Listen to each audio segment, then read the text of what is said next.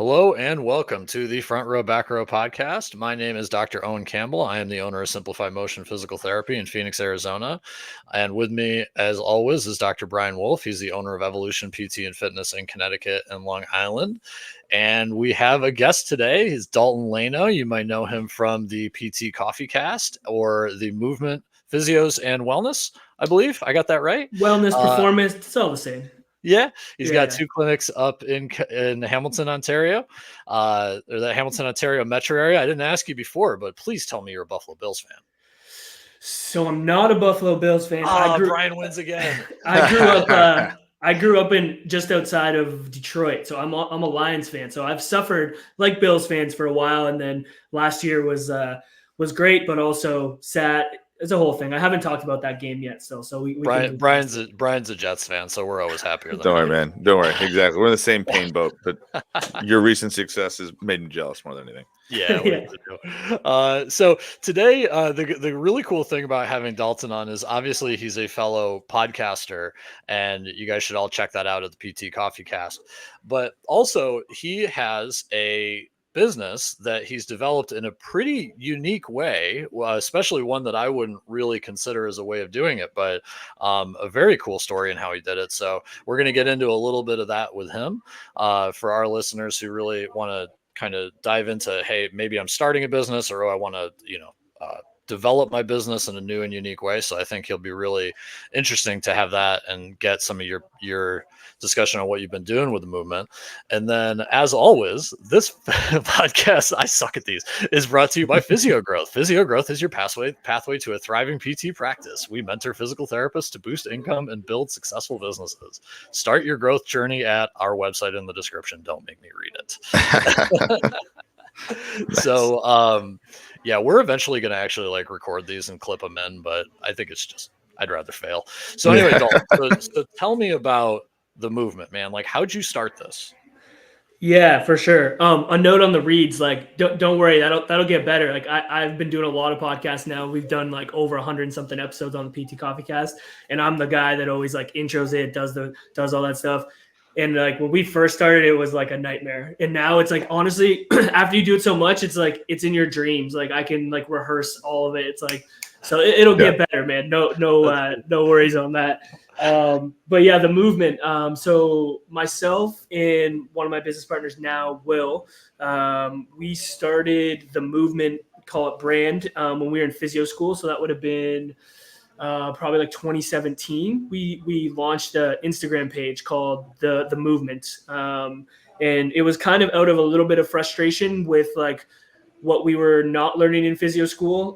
At the time, we were not really getting a lot of exercise education around how we can implement strength conditioning into practice, and so we were kind of seeing some of this stuff on Instagram from people back in the day, strength coach therapy. The movement Maestro was posting a lot of content on Instagram as a physio. That's someone that I saw early on, the prehab guys, we were talking about before. There was all these people that were Zach Kabur. They were all kind of posting a lot of this content that were hey, we're not learning any of this stuff in school. So we were let's jump into it. We found it would be a decent use of our time outside of studying. So we did that for a while. And, when we launched it, we committed to posting one time every day for a year. And we did that. And it was basically exercise content, education around kind of what we were learning, some of the things that we thought would be good for us as students to learn more about around communication, exercise, all that kind of stuff. And so that grew over the course of the year. We made a ton of awesome connections with people that ended up being good friends and mentors of ours that helped us as clinicians. And so that grew and grew. And when we were leaving physio school, Will and I both were from different areas. So he went back home to Burlington, which is kind of around where we have a clinic now. And then I stayed in London with Ontario, which is where we were doing physio school. We kind of did our own thing for a while. We didn't really know what we were going to do with the movement. We thought we were going to actually just keep it a digital brand and try to leverage it that way. We started working and had some good mentors and good experiences, but we just felt like we wanted more. And we wanted to practice in a certain way that we weren't really seen as an opportunity to go work for a place in and around our area. So we decided hey, let's actually just go for it and start a actual business. And then we ended up getting another business partner. His name is Don. So all three of us came together and launched the movement in August of 2020, which was a great time to launch a business. And then it kind of went from there. So that's a little bit of the backstory of the movement. You're talking to two veterans of the managing through the COVID pandemic. I did it for a big, for a region in Phoenix. And Ryan, I think you opened a clinic right before too. So this is that you want to talk about businesses. Like, so I have 4 clinics right here in Connecticut. And the bullet that dodged our heads, the biggest one was I was about to sign the lease on a 9,000 square foot facility to a massive gym January of 2020. And just some things didn't line up and we decided not to do it. The world got shut down 2 months later and we're like, holy crap, that would have been terrible. So yeah, man. Yeah. Everything happens for a reason, So I love this. Like, you started social media because you saw something. You're like, I want to know more. I want to develop. I want to create. I want to do all this. And I like the one post a day. A friend of mine, I'm trying to remember his actual name. I should say friend, but like obviously Instagram, you just know each other by your handles. But it's Fairway Golf Fitness, and he's a personal trainer in Seattle, and he's posted every day, and he's just rocketed his following up. Now, I don't know how the algorithm works day to day changes, but I think that's an interesting way if, to organically build yourself. It's a commitment, right? But, it's obviously doable. And then you develop that organic following, and then you almost did it like the other way. You didn't start a clinic and then develop the organic following because of all the people you interacted with and, and patients telling friends and all that. You kind of did it the other way, the fast track way of the organic social. So I think it's a cool way of getting into it, man. Yeah. And like, it's interesting, right? Like, we learned a lot about, I think I'm glad we did it that way, because like, we spent about, almost 2-ish years developing like how we wanted to establish like our brand. Like, what was our vision? What was our mission? What was our voice? How do we want to interact? Like, how did we want to show up as clinicians? And like, we were kind of learning that in real time through like posting content and making relationships with mentors and like learning and then implementing that knowledge in our current like jobs. And it really allowed us to establish like what the movement was and how we wanted to present it. And then when we went to start the business, like, we obviously spent a lot of time refining those things, but the base of like what the movement was, what we stood for, what we wanted to do was all already created. And we had been doing that for, 2-3 years. So like, when we launched the actual business, it was very easy to like translate that into like the brick and mortar. The interesting part is like, the social media presence doesn't translate like as great as people like to think when you're actually trying to then go from like a brand on social to like a brick and mortar business. I think going from like a brand on social to like a digital business, there's a lot of transferable things there, but it's not as like great as like we thought it was going to be when we made that transition.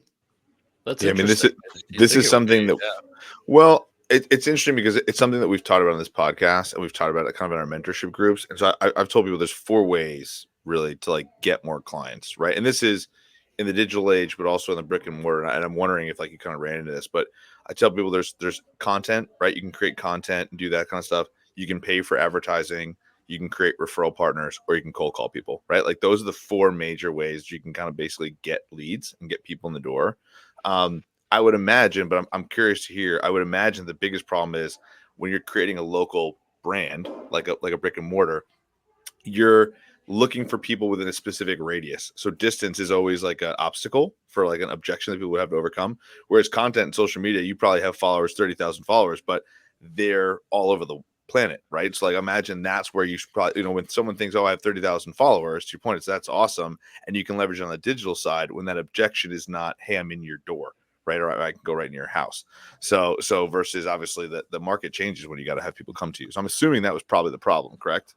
That was like one big thing for sure. It's like, that was one thing too. Like, we had positioned ourselves like speaking to clinicians and students a lot of times. Like, we were posting like exercise stuff, but like our position was always coming from, a lot of our following was like other clinicians and stuff. And then we transitioned to opening a movement. It's like, hey, I love all the clinicians, but like you're not coming through the door. So you could see a shift in our content. Like that was a change we had to make. Like, okay, how are we going to go from speaking to like whatever the movement was speaking to before, which was more clinicians, students, new grads, that kind of stuff, to like, okay, now we have to speak to our potential clients. Like, how do we tell stories that resonate with them? How do we attract them? So it had to shift a little bit. And I would imagine that also is a big reason why we didn't necessarily haven't seen crazy growth on our Instagram account since then. Like early on in the journey, it was like, okay, we can kind of placate to the algorithm. We can kind of create these things that we know are going to get a lot of attraction. Like, whereas like when we transitioned away from that, we were more focused on like, okay, how do we speak directly to the client? And honestly, like, I don't really care if I get like 10,000 more followers. It's like, I need, 50, 60 people that want to actually come into my business, this month. And I think that's super important, by the way, because we preach that a lot of like, it's about getting very motivated small group that can get you moving, right? That it will be your patients in your local neighborhood that'll tell their friends who are also going to be your patients in your local neighborhood. The social is a great kind of portfolio, is what I usually use it as, is like if somebody says, oh, I have this great PT I used, well, already that person's very motivated to come in. And then if you look at the social media, then it's like, oh, he's a legitimate business with like ideas and stuff, right? But that's because I came at social media the opposite way that you did. I came at it with already having a business and saying, I need more patients, right?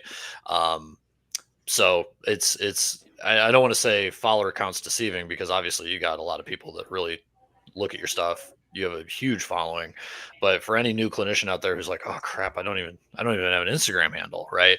There's different ways that you can leverage social media depending on what you need or what you want. And I've said this, right, to kind of piggyback off what Owen said. There were plenty of people that grew booming businesses before social media existed, right? So like when you think about that, I'm curious more about, for you, Dalton, what's been your biggest thing now is shifting to doing more of a brick and mortar. What's been like the big thing that's really driven new people in the door? Yeah, it's a good question.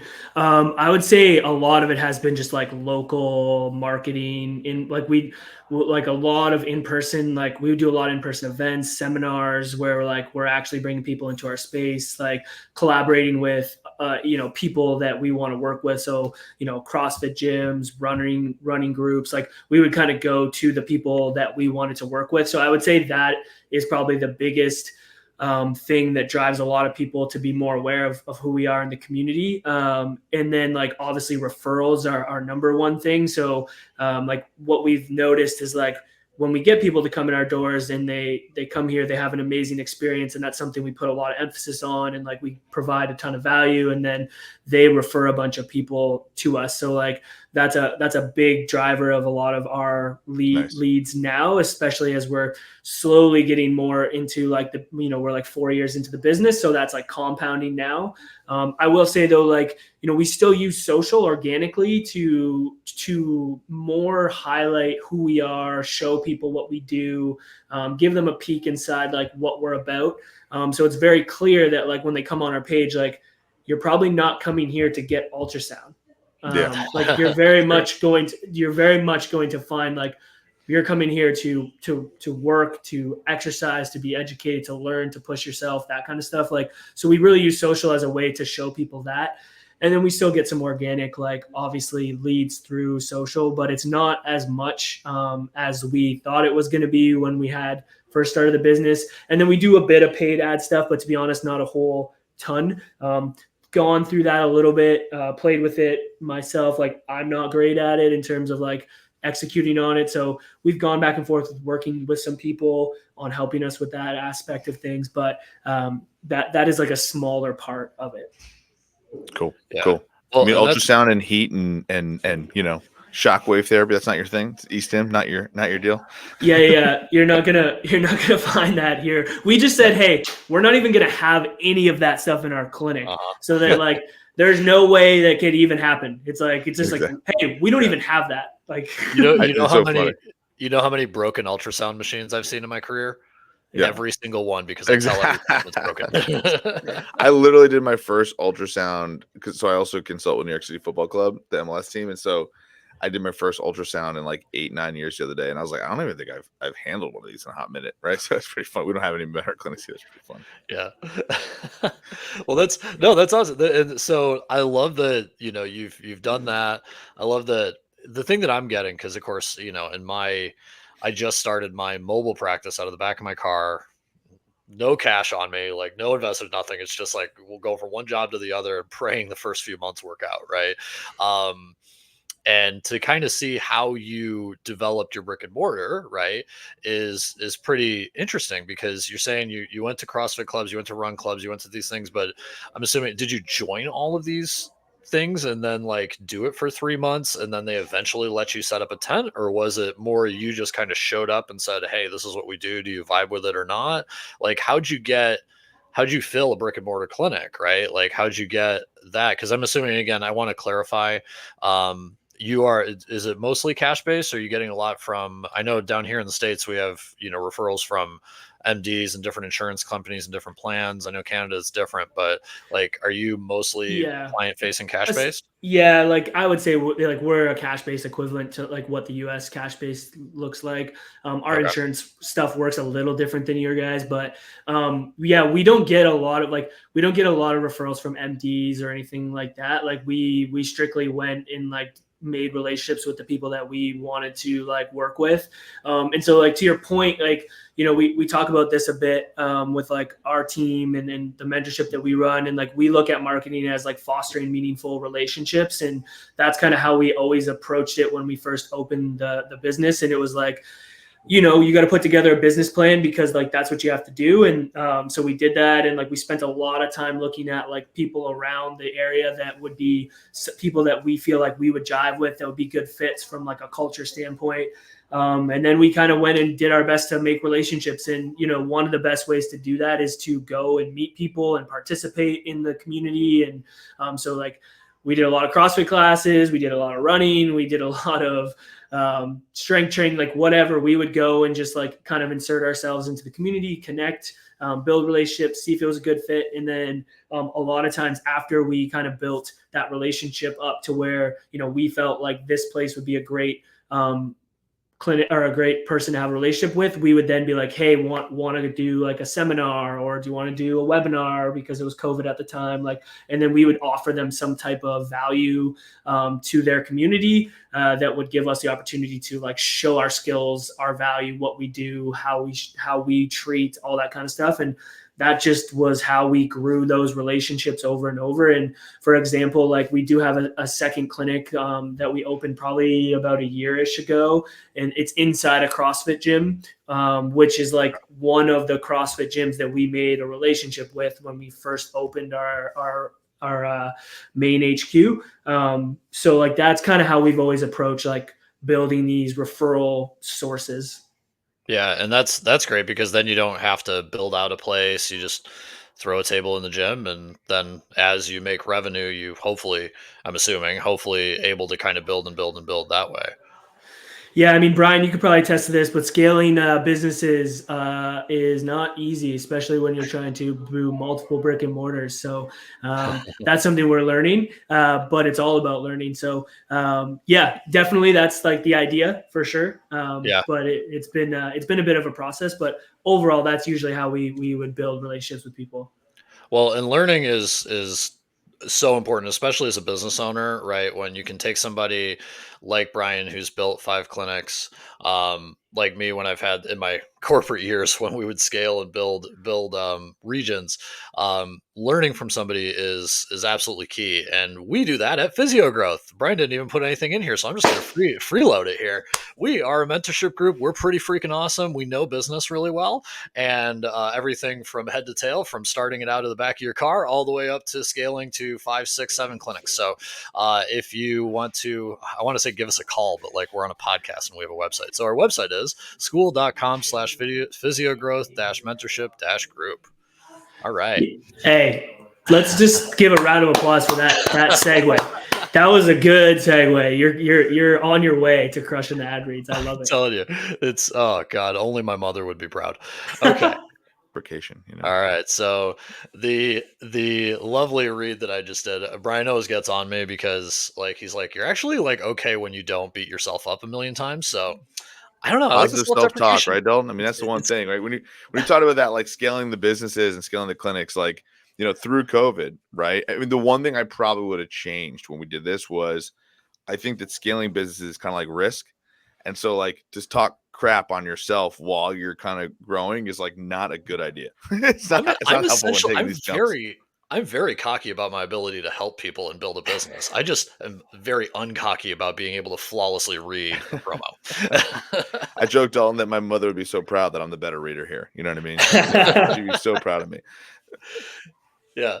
So there's a few things off there I thought were pretty interesting, especially for our audience. With you talked about your kind of hangups and stuff with paid advertising. I don't want to say hangups, you know what I mean, but like where he's like, we tried it, but you know, this, that, or the other. Like, what was some of the frustration that you had doing that? Like, because I guarantee you, there's a handful of people listening to this that are like, dude, these campaigns they're just taking my money and I'm not seeing anybody. Like, what do I do? Like, what are some of the things that you experienced doing that? Yeah, I think the learning curve is just super steep, and it's very underappreciated, like how much time goes into developing like good campaigns, good ads, making sure that they're doing what you want them to do. Like I obviously, as an entrepreneur, like you're gonna spend time learning and figuring stuff out, and I definitely did my best to like try to figure that stuff out, and we ran stuff consistently for a year, and had like success. It wasn't like it wasn't helping us in any way, but it was just like the time and effort that I was putting into it, and the money we were spending and the return that we were getting. What wasn't necessarily maybe there, or maybe I just didn't think it was there. And those things are constantly changing. So it's like, Facebook changes, how you have to do stuff. Like it seems like every minute. So staying up to date on that as our business was growing and as everything else was going on, we're scaling our team. It kind of fell down to the bottom of the list of priorities. And then, we try to outsource and hire some people to help us with that, but that's always a challenge too, making sure that like they're communicating the way that you want them to communicate. And so we kind of like have messed around a little bit with it, and still kind of on the search for like the best way to approach it. But I think, like, to summarize, like it can be super overwhelming. It can seem like you're losing a lot of money, and it's constantly changing. So it's a lot of effort. Yeah, I think what's and funny. I know, Brian, you're on the opposite side of that, where you couldn't be more excited about paid ads. I mean, Yeah, it's funny because get you talking about it, man. It's kind of so. It was funny was when you guys, like, we had one location that we started out of across the gym too, like kind of the same thing, and we're cash based. Like now we're more of hybrid, so we actually do fitness services in our facilities for people, but also like do insurance based PT, cash based PT, and then we also do like consulting. So like I said, we'll consult with professional organizations. We'll do athletic training services, stuff like that. And so when we first started out with, like, I mean, again, like creating referral partners is such a natural boots on the ground, like organic way to grow stuff. And you can so well target your people, but your reach is limited to who shows up to your events, right? Paid advertising, what got me super excited about the idea of paid advertising was the idea that those things are working right now as you and I are all talking. So like that was the idea of like, that's the code I need to figure out how to crack. And I think that one of the things that is interesting is there's a lot of crap out there. There's a lot of agencies that will just be like it's not that hard for me to, like, to your point, like have a creative, throw it up as an advertisement, and like tell you, hey man, it's working, right? Like you should be getting leads in the door. And I think there's a couple different ways to look at it. Is what's cool about paid advertising is you can focus it so specifically, particularly for local, brick and mortar people. You can circle zip codes. You can go for after avatars. You can go through like a radius of where you are, right? It's like really good in that particular way that you can target kind of your perfect clients. So that's one of the things we teach, like in physio growth, and some of the things that's been massive for me in my growth, because I think for us, it just, we run campaigns that are like, promotional stuff that's like not even like promotional stuff in terms of like giveaways, but mostly stuff that's like, hey, target this avatar. Hey, here's an ACL program we're running. Here's an arm care program we're running. Here's this, right? And then obviously we do a lot of stuff through fitness. So like we do stuff through adult fitness. We've done through speed camps. We've done all sorts of different like tinker. I think the key is, to your point, I like about this is kind of the idea of like you can put your foot on the gas and the brake with it, and so it can be and without you doing it. So that was one of the things that I think is awesome about it, particularly for some guys like you who clearly have an ability to put out good social media content, because the proof is like you can grow social media. So like you have like I look at our content that we put up for social media for all of our businesses as kind of like the social proof of what we're doing. Like, here's what we do with athletes. Here's what we do with adults. Like, here's how we do that. And so we put that up there. But the paid advertising and the funnels that we create, and then the systems that we use to like, call those people, particularly for cash-based guys like you, I think are monsters. So that's kind of the thought process, because it can be something you guys are doing. It's now I'm not waiting for the phone to ring. I'm calling those people to engage them to get them in. Like it's huge that way. And I think it's interesting too, just to add to that, what I heard you talk about, Dalton, is kind of figuring out how do they feel it's not my vibe, or how do I know I'm getting my return. And this is one of the biggest things we see. We just did a podcast on SEO and outsourcing your SEO, and I immediately outsourced my SEO right when I started, because I knew I sucked at it. Right, I think I did like 1 month of making a website, it was garbage, and then I was like, who can help me? Right. I got really lucky that the guy who did help me is reasonable and he's very good at taking direction. Right.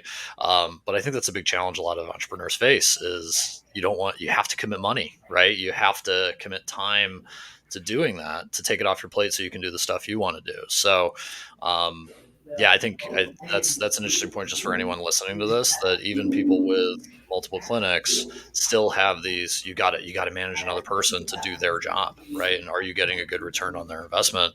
And that can be anybody from a new employee all the way to a contractor that you're using for a service. Yeah, I think the other thing you talked about, Dalton, which is interesting, which makes sense, right? Is like, I think you stare at this like ads manager and see the money depleting, right? Like it's the money that's being used. So it's definitely anxiety driving, right? Like it's like, oh shit, like here it's slowly going out. So I feel like that it like, and you said something so perfectly that I would totally agree with is I think the thing about creating a really good campaign is you can create a sick campaign and one little detail could derail the entire thing.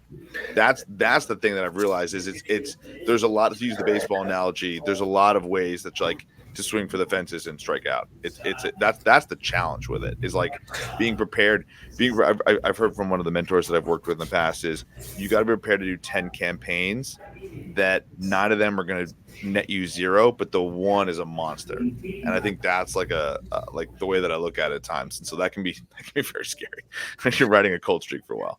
Yeah, and then trying to figure out the nuances of improving those things and fixing those things is where it was like, when you're crunched for time and like there's a lot going on, that's kind of where it was like, I don't know if I can continue to do this kind of thing. But yeah, I get it. I totally agree with all that you said. And it's something like, it's not that we don't do it still. It's just like, when I'm looking at the things where we can optimize, that's definitely an area of opportunity for us. But you guys know how it goes. It's like, sometimes you got to focus on one thing. Sometimes you got to focus on the other thing. So it's like, it's on that ever growing list of like things that we want to try and move the needle with.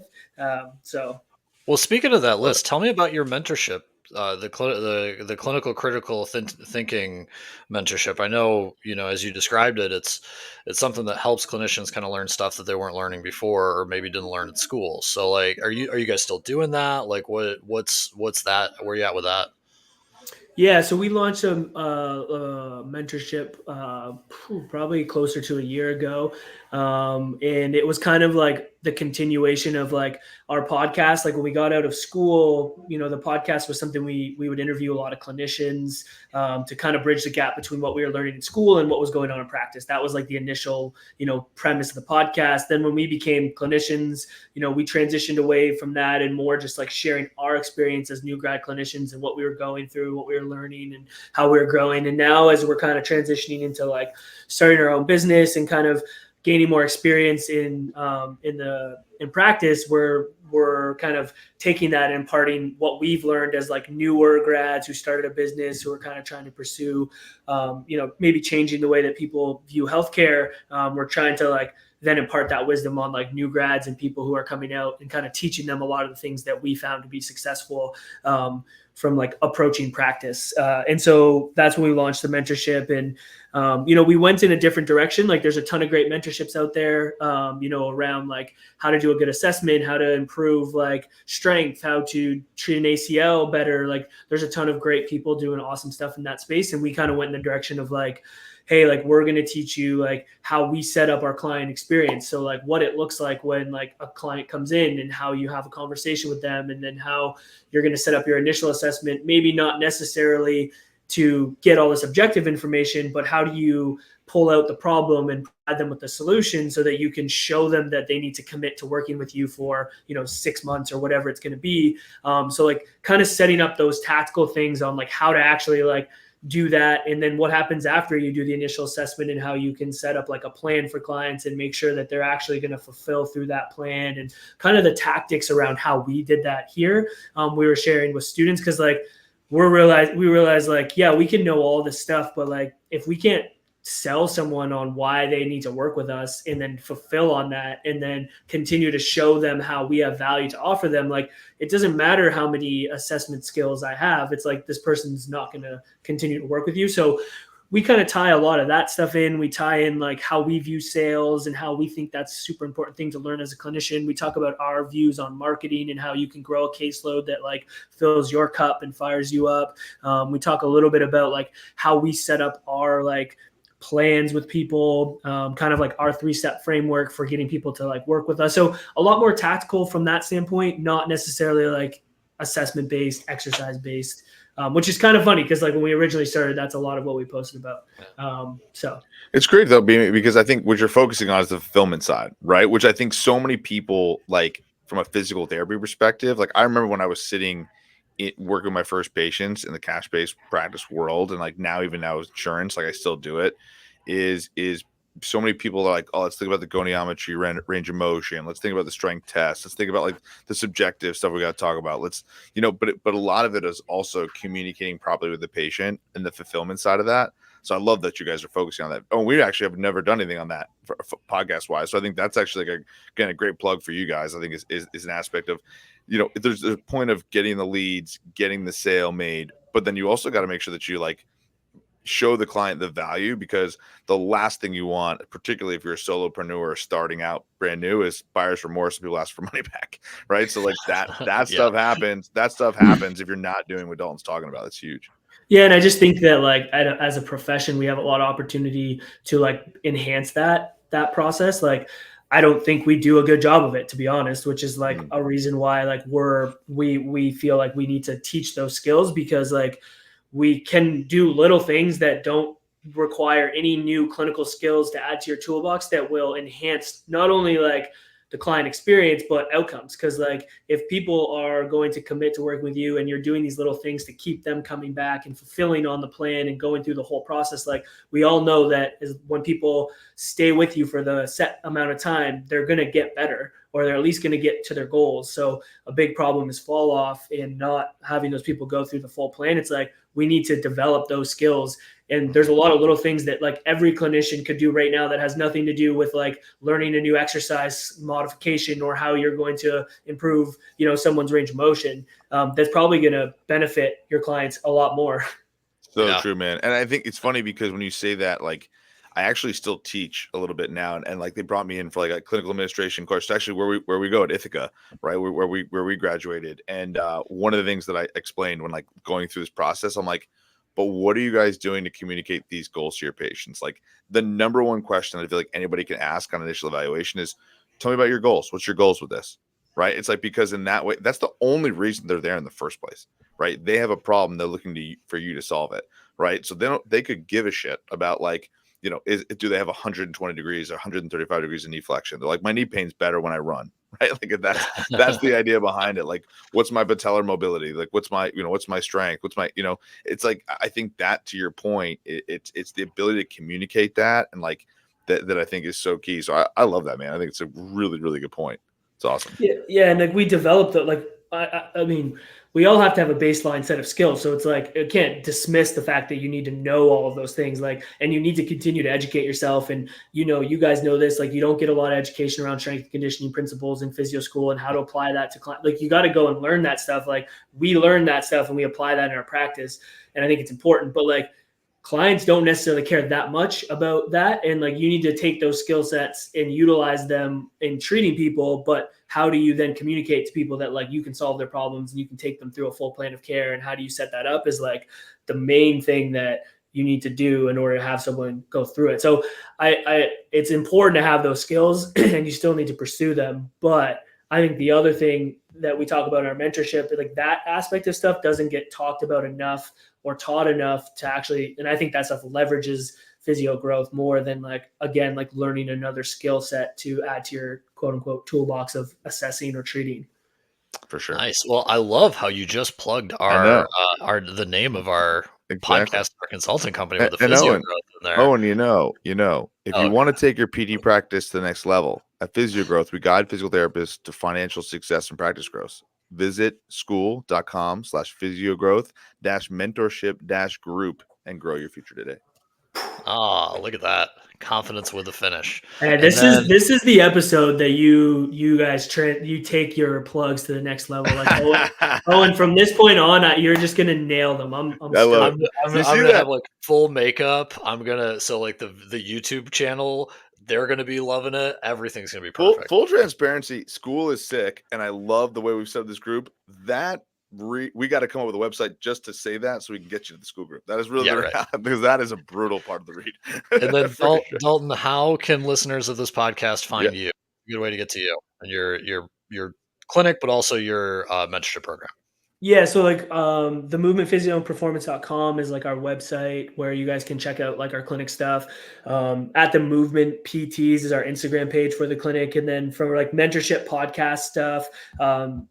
PT CoffeeCast is our podcast. You can check us out on all podcast platforms. We also have a website for our mentorship called themovementmentorship.com. So you guys can check that out, see a little bit more about what our mentorship is about. You can apply to be in the next cohort. We have some free content there as well that you guys can get around like some of the sales things we've talked about, some of like the plan stuff that we've talked about. So ton of free content available for that. But that's probably the best place to find us. Nice, man. Well, cool. I appreciate you coming on and being the only person on Pacific time. I will get a socially acceptable coffee in the morning. You guys can have your second or third one. And I'll listen to throw an episode of the PT CoffeeCast on as I go to my next patient. Let's go. All right, guys. All right. Awesome. Well, it was great having you, Dalton. And as always, everybody, have a great Thursday. Thanks, man.